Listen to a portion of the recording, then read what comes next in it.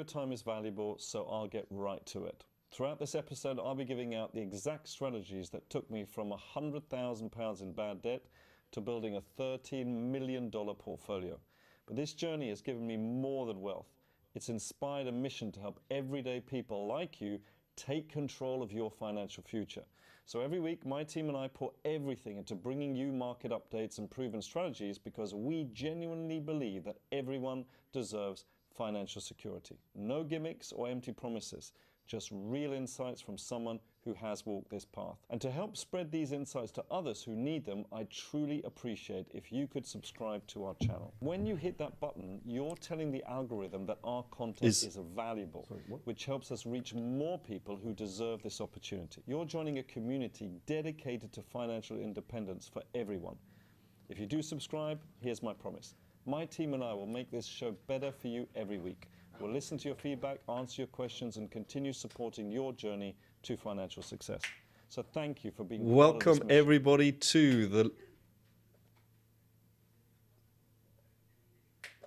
Welcome everybody to the Lunchtime Investor, episode number 13. What money beliefs did you have? And this is an interesting one. Not learn, but actually unlearn. Most people think that they need to learn something. Well, actually, we mostly need to unlearn something. Now, remember what this is all about.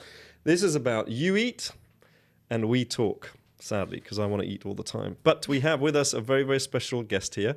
And I'm going to show you her picture here, although she is sitting right next to me. But just so you understand what we're talking about here, this is Andrea Hohner. And she's flown all the way over from Germany, I believe. Yeah, Hamburg. Hamburg, exactly. Because she won our prize for the biggest percentage gain on her entire portfolio in 2024 with a massive 355%. I see you smiling there. I hope you're proud of that. Yeah, totally. I'm totally proud. Yeah. I never thought that this is possible. Really? Never, ever. But what about now? Do you think that you could do that again? Yes, definitely. You do? Yeah. Okay, that is awesome. Yeah. Tell us a little bit about yourself. Anything you want, really. But we're going to be talking about unlearning beliefs. And I think you as a teacher, I think that's a really, really interesting thing to talk about. Absolutely. Yeah, I had to unlearn very much, quite a lot, to get going, to start this journey as an investor and to, as a trader, because before I never thought this is possible. Do you know what's really interesting? Because when you say like an investor, I think, yeah, anybody can be an investor. But then you say, okay, I'm a school teacher, but I'm a trader. Suddenly it's like, okay, that's a step too far. So was that the challenge right at the beginning, that you kind of thinking, well, how can I become this investor or trader? Yeah, because I came from a working class family. There was no saving. There was no investing, not even the thought of that this is possible. So I grew up, okay, I get a job, I buy a house, I pay off my mortgage, and that's my life, and I'm well off. So and I also invested into in a life insurance as well. So that was something you do, and that was even something my parents didn't do. So I was, you were already breaking out of. Yes, they were like, what are you doing? Yeah, absolutely. So very funny. So so I had to unlearn quite a lot to come this way. And also learn a few things, I guess. But let's talk about the unlearning, because we really do believe that the first step to building wealth isn't actually strategy. It's first of all unlearning what you think you know, but that just isn't so. And I'm hearing here that you really had to go through that. And we want to talk about some of these unlearnings as they come up for you. So let's start straight away with people, and welcome everybody, by the way. We're going to do a poll right now, which is, where do you think most of your money beliefs came from in the first place? So I'm going to ask you that question, but we're going to put the poll on there as well, which is it family, is it school, is it culture, religion, social media? Probably a mixture, right? But where do you think your one came from? So everybody in the chat, if you could answer that question. I'm going to ask you the same question. So where do you think yours came from? Well, first of all, I would say the family, because your parents are your role models. So you do what they do. And well, your role models of what to do, but sometimes of what not to do. But they are your role models. Yeah. Absolutely. Yeah. So, so for my parents, they, as I said, they were getting a job and they were buying a house and paying the mortgage and then getting a loan for the car. So, were they successful financially, your parents, would you say? They were getting by. Okay, but you didn't know that, right? When you were a child. No. We were not at home. We did not talk about money. You didn't talk about money? We didn't talk about money. It was not a subject to talk about. Right, but if you ever tried to talk about it, would they stop you from doing it? No, it was just, you just didn't talk about it. No, we did not talk about it. Money came in, money was spent. But they probably talked about it, right? When you were in bed or something. Yeah, could be. Did they ever argue about it? I think they did. So they argued quite a lot. I don't know if it was about money, but... We just argued a lot. Okay, well, some people say that's healthy. But, okay, so that's interesting because maybe you might have a belief, maybe, I don't know, that money is not a great thing because your parents were arguing about this subject. And these things are all very unconscious, right? Yeah. So let's have a look. So for you, would say definitely it started off with family. Mm-hmm. And then what did you talk about at school? Or what about culture, religion, social media? Germany, for example, are they all like in America? It's like, yay, get rich and go bankrupt at least once. No. To become rich was not even on my horizon. In school, you would be prepared to get a job. Yeah. You passed your A levels or whatsoever, and then you apply for a job. So of course you the do. School did not teach you anything about financial education at all. But Nothing. Do you think, but why should they though? Don't you think the parents should? Why is it the school? Like people say, we should teach this. Why the hell should they? Like, shouldn't that come from home? Yeah, but that means that your parents at some point needs to have learned that as well. So somewhere there has to be a start. And if it's not the family, then I believe the school should prepare you for life. But then that's going to be taught, no disrespect, but teachers, generally speaking, obviously there's always exceptions, but generally speaking, didn't go into it to become rich. So they probably don't know about money, right? And in fact, we went into schools quite a few times, at least 4 times, to do presentations. I went in there because we had members of the club that were part of, board of governors or whatever. And honestly, I promise you, it's the teachers that were the most excited. They were taking notes about compound growth. What the hell is that? And then we had discussions afterwards. They thought it was amazing. Half the kids were asleep. The other half thought it was quite interesting. But are the teachers really the ones to teach it? That's my question. That's a good question. I think they would be great if they do it themselves. So if they teach what they do themselves, then that's a great thing. It's chicken and egg here, people. It's chicken and egg. Okay, so what is the end result of this? Where do you think most of your money beliefs come from? And number 1 was definitely family with a whopping 96%, good or bad. It's 96%. And then the rest, culture. Absolutely. Now we want to watch this little clip here, which I believe is a Robert Kiyosaki. I'm going to take some notes. I don't know whether you want to do the same thing. So we're all on the same. So watch this. It's a couple of minutes here, Robert Kiyosaki, and then we're going to discuss this. So let's go ahead and play this video.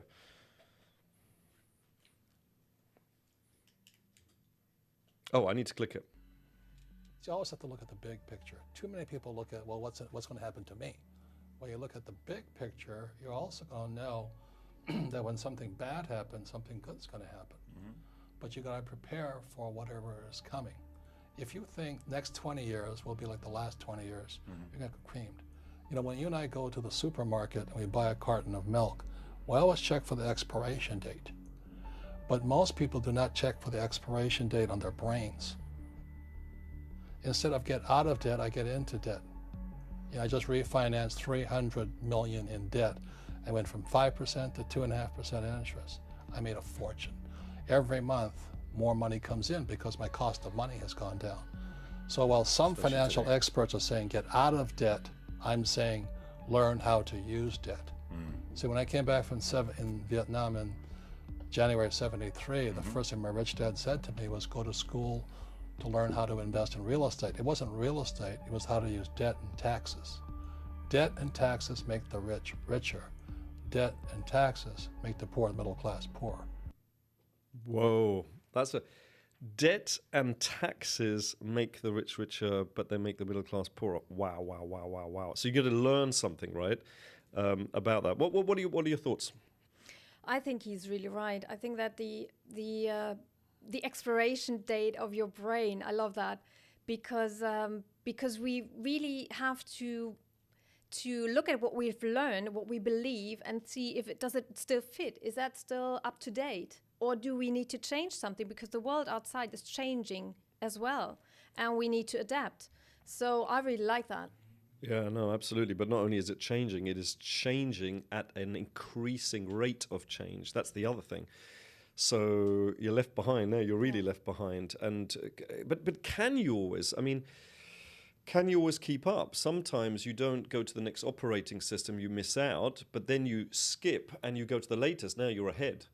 So it's a tough one. It's tough. Yeah, you have to, I think, at least try and keep up. So let's, as an example, let's take AI. If you don't keep up with this and try and use it and, maybe go on a course and learn about it, you will be left behind. I agree with you to the point that even if you're not keeping up enough, you still have something where if something comes along, you have enough to jump to that. Yeah. Whereas if you don't know anything, you can't jump anywhere. So that's really interesting. So it doesn't matter if you're a little bit left behind, just do the best you can. That's the first thing. I think this idea of an expiration date in your brain is really, really interesting. We look for the expiration for the milk, but do we really look for any other expiration? And I have to tell you, just because you're not from the UK, and I'd love to know what people are thinking about this, please comment below. In my experience, people in the UK, as soon as their like O levels have done, they're itching to get out. Like at 16, they're like, I want to, and then the parents are, oh, you got to do A levels, etc. But very few people actually go to university. It is one of the lowest, as far as I remember anyway, last time I looked at the stat, in Europe for people wanting to go to university. They actually don't want to go. Well, and also, isn't it free in Germany? It's not free here. They have to pay. Well, we do have to pay as well, but it's not as much. But in Germany, it's just the opposite. Okay. There are too many going to university, and then they struggle to find a job afterwards. And they are, because in university you don't learn. When they go from school system, when they go from school, where they are not prepared for the life outside of school, and they go straight to a university where they are also not prepared for the life outside of that school education system, they struggle. But don't you think that when you go and have an education, it's about learning how to think rather than the content? Because the content, we agree, is going to be out of date. But isn't it a structured way of learning how to think? Well, but you can only learn how to think if you are encouraged to think. But a lot of the teachers don't encourage you to think. They just want you to learn what they tell you to learn, and then to reproduce that in the exam or in the class test. Oh, that is also true. That is also true. Wow. Okay. Do you know one thing? I mean, I've been on stage with Robert maybe 6 times in 2 or 3 different continents. He's a smart guy, like really smart. And also he doesn't suffer fools gladly, you have to watch what you say with him. One thing though, and this has got nothing to do with what we were talking about, he mentions Vietnam, and he was in Vietnam. When you come back from a war like in Vietnam, I'm not surprised he's successful, because he just thinks, listen, I almost died 10 times. Bring it on. I'm going to get into good debt. I'm going to build I'm going to get out there and build a huge business, which he has. I mean, this guy is super successful. He has no fear because he faced real bullets. Yeah. And do you think that nowadays, now we're going to a totally different subject, that people, but I'm speaking mainly men, but people have that kind of something that they have to go through? We don't even do military service. Do you do military service in Germany? No. Are you stopped? Not anymore. Oh. It's free, so you can decide whether you want to do it. Okay. So we have nothing to say, okay, I'm now transitioning from a boy to a man. It's just like, everybody look after me. That's what I'm used to. And then they get thrown out into the real world. And now it's like, well, look after me. There is no looking after. You got to get out there and do it. Absolutely. I agree. And also what we see is that parents provide the path for their children.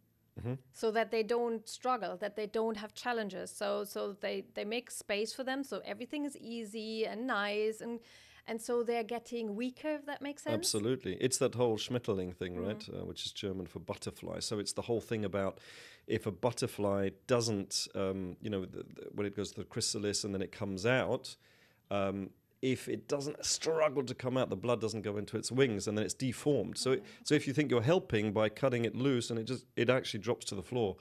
But that's the butterfly. Are we butterflies? I don't know. I think we are, by the way.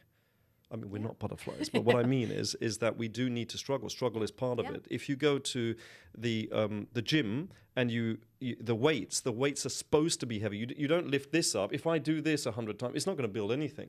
So I need to struggle, but people don't like to struggle. Yeah. That's the challenge. And this is also because we're talking about unlearning. What I had to unlearn was actually when I grew up, it was like, don't make a mistake. And that's also the school system. Don't make a mistake. You don't want to make mistakes because when you make mistakes, the teacher will call you out. Mm-hmm. So now I see that you have to make mistakes and you have to make as many mistakes as you possibly can and learn from them. I don't know whether you're coming to the Wealth Creation Masterclass in August, but that is a segment. Will. Yeah, that's a segment that I absolutely cover on that. And you want to be making mistakes, and you want to be making them as soon as possible, not dragging them out because you don't want to make any mistakes. As long as you learn from them, right?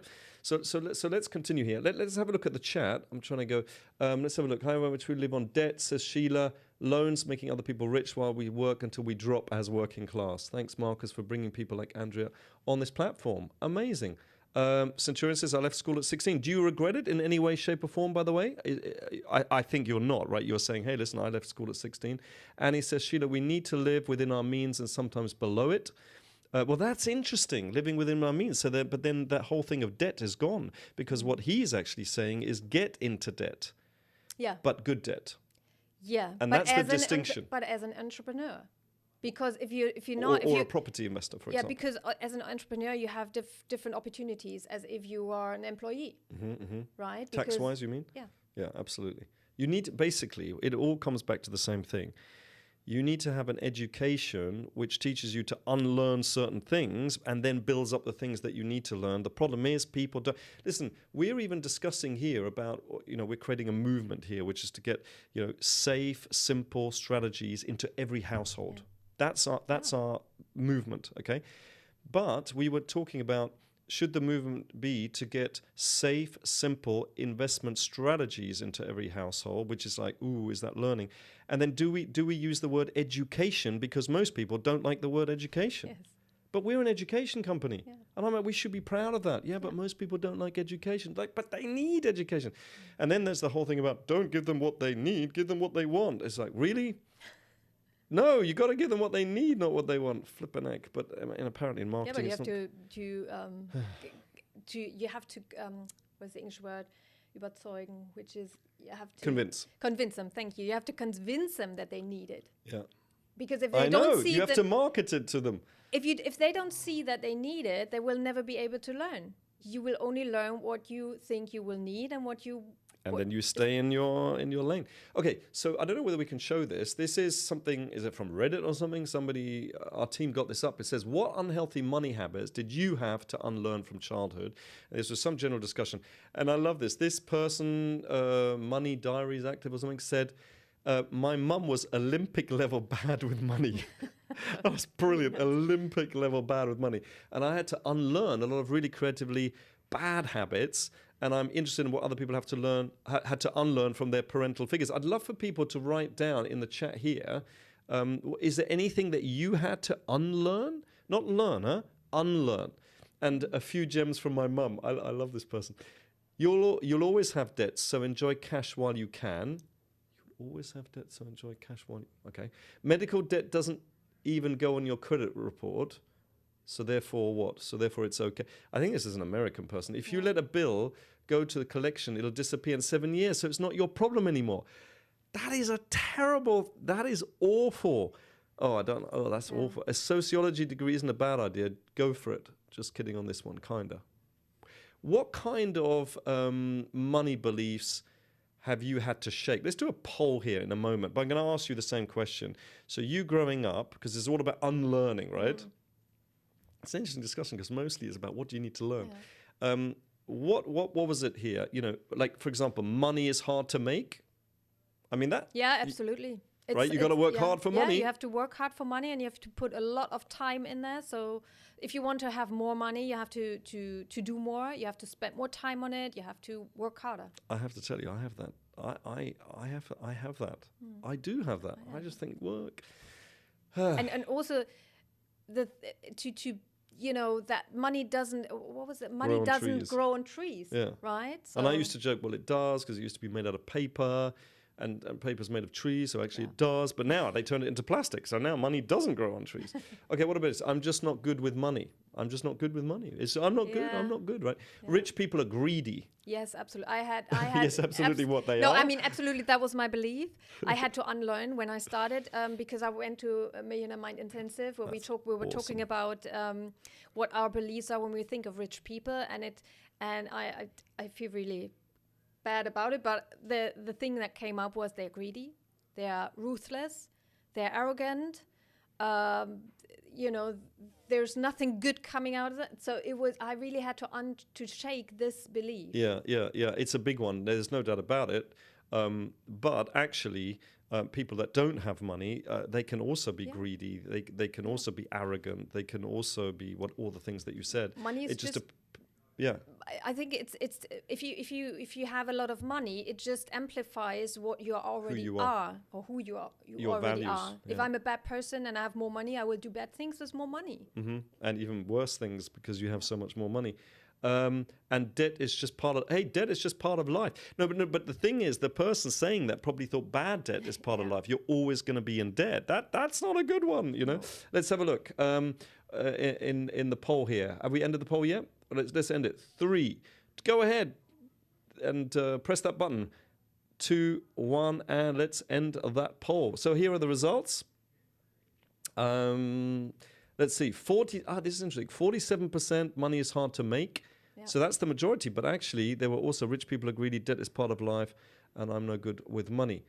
Debt can be a good thing. Absolutely, says the centurion. I don't know who the centurion is. But there you go. Struggling builds wealth. Need to struggle. That's negative. Work hard at a low-paying job. Can't save and spend it all.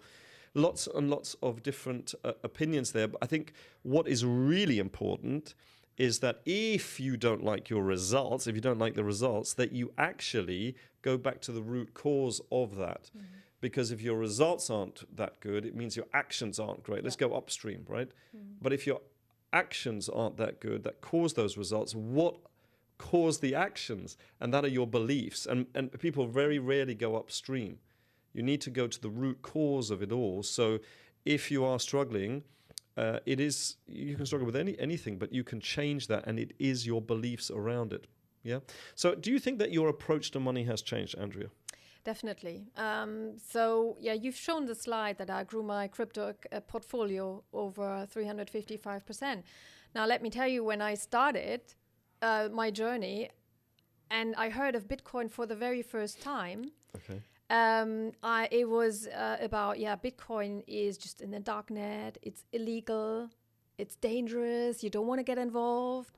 So there was a lot of unlearning You're here. A criminal. And this to then say, okay, no, I want to learn what it is, what it can do, and how I can profit from it.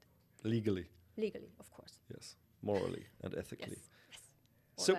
Okay, so you had to. So that's the very first thing that you had to unlearn. Has anything else changed for you? Yeah, to believe that I can build my wealth, that I can. I feel because of the strategy I learned. I saw that they work, and I feel very empowered to build a financial future for me and for my kids as well. Nice. Oh, are your kids involved? Not yet that much. My youngest son is interested.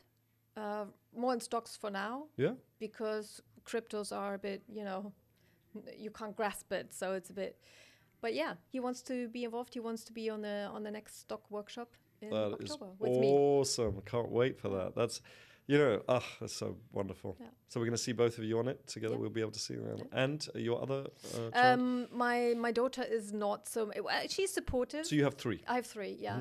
My daughter's supportive. She's like, yeah, mommy, go for it. And yeah, but if I ask her if you want, because her English is quite good, so I could, I said, do you want to join the workshop? And she was like, nah, you do it, and then you can do it for me. I said, no.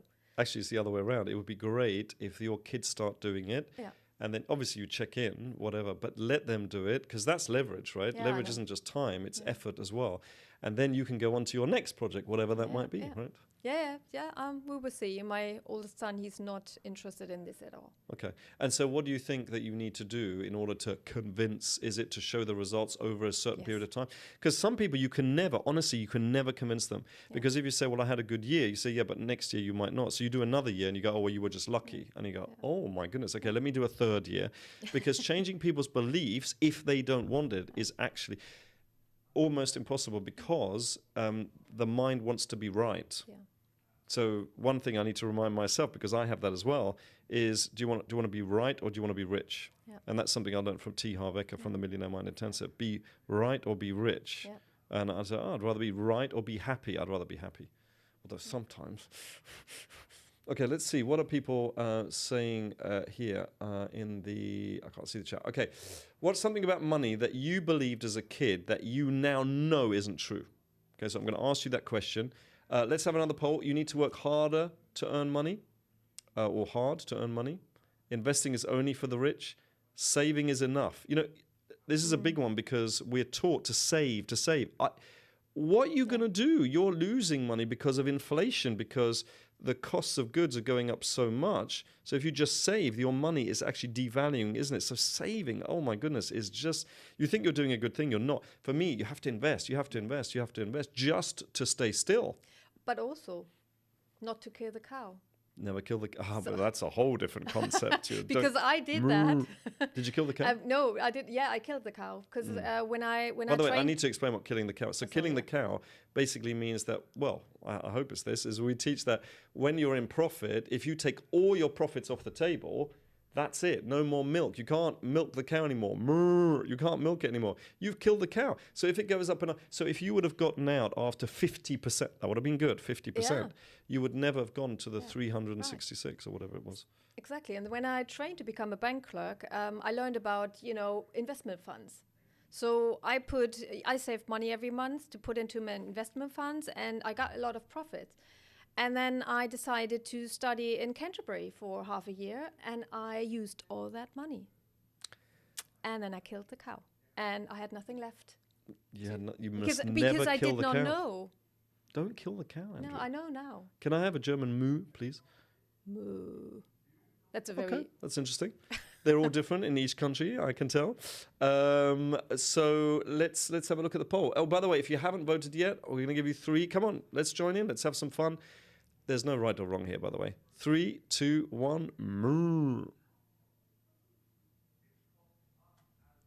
Okay, let's have a look. What is something about money you believed as a kid that you know is no longer true? You must work harder. I have to tell you, that is a big one. And the other one is saving is not enough. Investing is only for the rich. And the other one, money will come eventually. I mean, yeah, exactly. Nobody. I don't think anybody had that one there. Yeah. So how has your approach to money changed? Anything more you want to add? How has it changed? I know now I can invest. I know how to do it, and I just I know. Wow. That do you know, I don't know whether you got the distinction here. So there are 5 levels. One of them is that I don't know whether this is at all possible. I don't even think about money. It's not even in my awareness. Okay, that's level 1. Level 2 is, do you know what? I really, it would be good if we started, thinking about money, etc. The next one is I must. Right. The next one is I see the results, and it's a white hot burning desire at that stage. Almost nothing can stop you. But the 5th one is very powerful. The 5th one is I just know. I know it's coming. It's just a matter of time. It's almost like you've manifested it in your mind, but it hasn't yet materially appeared yet in your bank account. It's just a matter of time. It's like you go into an investment knowing it's going to be successful. Are you at that stage? Yeah. And I just see what Anna has written. She said, let's not forget investing should be handled by the professionals. Yes, that's what I believed as well. And that's what was taught when I trained to become a bank clerk. Yeah? As a bank clerk, you are handling the investments of your clients, right? And now I know I can do that myself. I'm my own bank. I mean, literally with cryptos. But even if you were doing stocks, people used to think that was volatile, and then came cryptos. And people don't like that volatility for a start, but actually it's the volatility that allows us these gains. So we like volatility. That's a big change. This volatility, that's a big belief that needs to change and need to unlearn for sure. Tony says he doesn't think it's 80%. Mindset is not 80%. It's 90%. I agree, Tony. Absolutely. Yeah. For me, it is. I think to learn the strategy, that's fine. But if your mindset is not correct, if that's not right, it will sabotage you, and you will do things that doesn't get you the profits, but instead, you will have losses. Do you think this whole idea about letting the professionals do it is really an excuse so that if money is lost, you can blame them? Absolutely. Because, and I mean, that's also with the mindset. When when you start trading, for example, and you have your first losses in a row, you could put your hand in the sand and don't look at it. And avoid did your hand or your head? Head. Your head. You can put both if you like. Yeah, whatever. But did you have that, by the way? Did you have that? I had 12 losses in a row. That is awesome. It was and you hard. Carried on? Yes. Most people would give up. Can you just, in the chat, be honest, if you were to have, you go into trade, you lost 12 times in a row, how many of you would have given up? Because I think most people say, well, this just doesn't work. Well, I was thinking that. I was like, maybe I'm not the right person. Maybe I'm too dumb, too stupid. Maybe it's not for me. But, thanks to Dennis and Keith and Eamon, and the community, the support you get there. And then I kept going. So this is so interesting. So you kept going, and did you turn it around? Yes, I am on my way.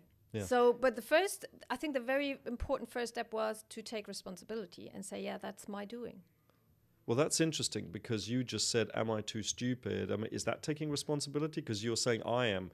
But you're not talking about that kind of responsibility. No. The responsible was to look at it, don't avoid it, and say, okay, I quit. I don't look at it anymore. But to look at it and have a look, what were the mistakes? What have I done wrong? What can I learn from it? And then take the responsibility and change it. Honestly, I have to ask you, right? Why do most people shy away from investing? Let's say on the stock market. Why? Because I don't get it. Like if there is a company that is a huge company that everybody knows, you probably use it, you love the brand, it's everywhere, they're making billions of profits every single flipping day. What could possibly go wrong? I would love to know from people here as well. I'm really adamant about this. It's like why if you're totally new, please say why wouldn't you do it? And if you aren't new or you're a member of the club, remember back when. Why would you not do it? I think it's the lack of knowledge. First of all, if I don't know how, I wouldn't, or if I don't know that I could invest or what investing is, I wouldn't start. But that doesn't stop you from learning to drive a car, though. It doesn't stop anybody. Everybody at the age of, in this country, 17. But not everybody's investing, but everybody's driving. Yes, so exactly. Thank you for making my point. That is exactly what I'm so frustrated about, is that we want to get into every home because it's an essential nowadays because of everything that's happening in the future with AI, people losing their jobs. There's going to be investors or the others, and I tell you, you're going to suffer. So tell me why. Tell me why. While you have a think about that, let's check the chat. I knew it was my mindset. It depends on the level of knowledge. Maria says, my willingness to lose what I have, because that's the number one fear, isn't it? Yeah. To lose what you have. Yeah, and I know that, like, when I started and I told my dad about it, that I invest into stocks and so on and cryptos, he was like, yeah, but are you sure that you're not losing your money? But you're not losing. If it goes down, you're still in. Yeah, I know.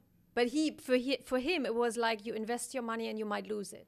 But you might also win. Yeah. So then that's a 50-50. But with a strategy, you can improve the 50-50 for sure. And it's not 50-50 if you keep... Okay, if you... name me a really solid stock, like almost boring, like solid, it can never go to zero. Amazon. Okay, Amazon, for example, right? They make I just blinked and they made millions. Okay, so let's just say them. So why not invest in that? And if it goes down, go, great, Christmas has come early and get your average price down. Eventually it will go back up, no? Yes, but if you don't know about average price, that you lower it when it's going down and you invest again, if you don't know about it, you get scared. You just see, in your account, you just see minus 50, minus 60, crippling, it's and then you panic and then you sell. Yeah, of course. That's because what most people do. you want to get out at least the amount of money that is still there. I know, and you have to do the exact opposite. Rachel says, I like this one. I mean, I like all your comments, but I love this. I didn't trust money, and I didn't trust me, which is true, right? Yeah. But the trust that you don't even think that you can learn it. You just think that I'm going to lose money. But you can learn these things. Of course you can. Like you learned how to walk, talk, drive, type, kiss. I don't know what else you're learning. Whatever. You can learn these things. And so I just want to really invite everybody that if you want to improve your money mindset, then register for our free crypto masterclass. It's this weekend, Saturday, the 12th of July. It's a half-a-day training. And guess what? It shouldn't be, but it is free. Wow. And by the way, we actually go through the strategy. Yeah. What most people don't realize is that you can actually just look at it. And if you're smart, you can go, all right, I'm done. But then obviously some people might want more. They might want, I don't know, one-on-one, or they want an online course, or they want coaching, or nothing. Or you just walk away and go, thanks, Marcus, that's great. That's our gift to people, because people can do that. But hey, if you want more, we'd gladly teach you more. So it is Saturday, 12th of July. Where do people get information about it? Is it just below, or? Yeah, just below. I would highly encourage you as your first step to do that. Absolutely. I would too, because I think crypto is the future. I believe that at some point later in the future, we probably pay with Bitcoin. It's starting. It's already starting. It's already starting. You can buy a coffee with Bitcoin.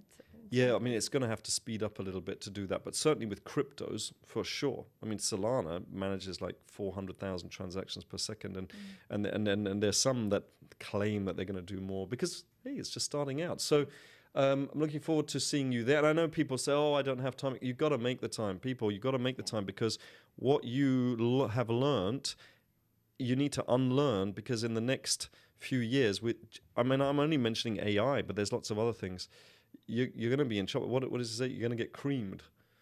You know, don't know exactly what that means, but you're going to get creamed. Then he talks about milk. Anyway, any final comments from you? Yeah, I would like to encourage you all really to take the responsibility and be so brave to take the first steps to do something for your future, financial future, but also if you have kids, for your kids. Because it is tough out there at the moment. Everything is more expensive, you know, and we have to do something. And when is now the best time? Was that a rhetoric question? Now? So, we have to do something, absolutely. This is why we're trying to get this into every household. We don't know how we're going to do that, but we definitely want to do that. It's so important, and we've got the track record and the proven strategies. But it's not just that; it's the whole support mechanism that's so important. Yeah, I think it needs to go into school system as well. I mean, so what I do sometimes when I have time, I discuss that with my students. Oh yeah, yeah, I do. Well, that's so cool. I tell them about it. I tell them about the jar system and everything. Because I'm a teacher in a German vocational school, which means that they have an apprenticeship. They learn to become retailers, and after 3 years, they are out in the world, and then they earn their money, the real money, you know. And I want them to have this idea of, you know, of different pots and putting money aside for investing to build their future. Yep. And you know what? I showed them the compounding calculator, and one student said to me, I said, if you start with 100 euros, you know, in 15 years you have, I don't know what it was, 40,000. And she said, in 15 years, then I don't even start. And I was like, oh my God. There you go. So her mind has taken her out immediately. Yeah. But in 15 years' time, guess what? She's going to wish she would have started. Absolutely. So that's what we always say. I mean, it's not my saying. The best time to plant a tree was 15 years ago. But the second best time is now. So listen, thank you so much for tuning in to this episode. And thank you for flying over and really celebrating with us here. We're going to do some interviews with you in English and in German, and to celebrate your achievement for winning that award. But the best thing is, honestly, this is the future, is I cannot wait to see, because of the compounding, you know, what happens in the next few years to that. Yeah. That's what's truly exciting. And then my kids as well. Absolutely. Yeah. Thanks, Thank everybody. you. Take care. See you Bye-bye. next week. And you know what we're going to talk about? we're going to talk about, is trading just gambling with a nicer name? Ooh. Ooh. I'll see you then.